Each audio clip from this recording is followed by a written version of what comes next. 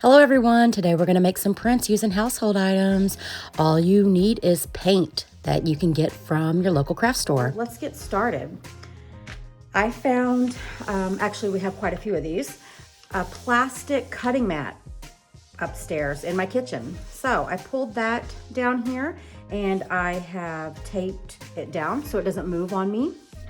My 5 fun household item tools that I'm going to use is bubble wrap that came in some packaging, which you saw me use in the first part of this series.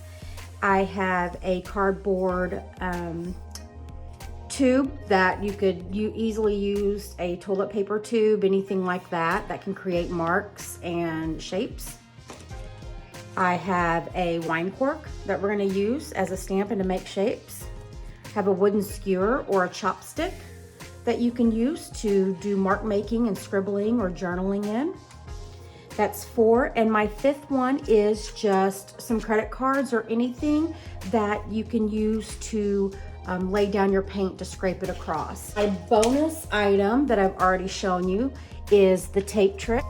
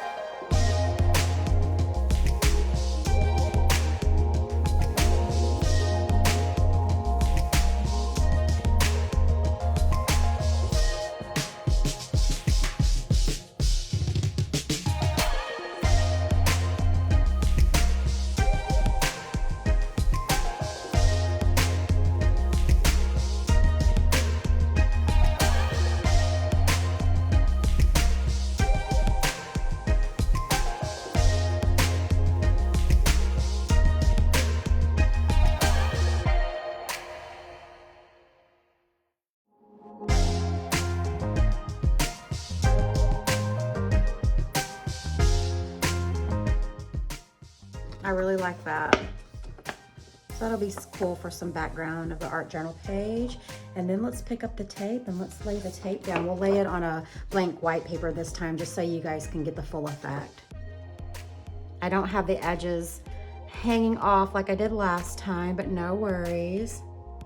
Oh, look how cool that looks. And definitely, guys, go with Scotch tape. I love this so much.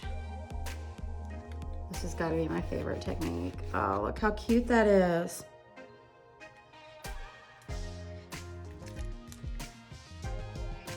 Looks like I overlapped some tape here coming up that I didn't mean to.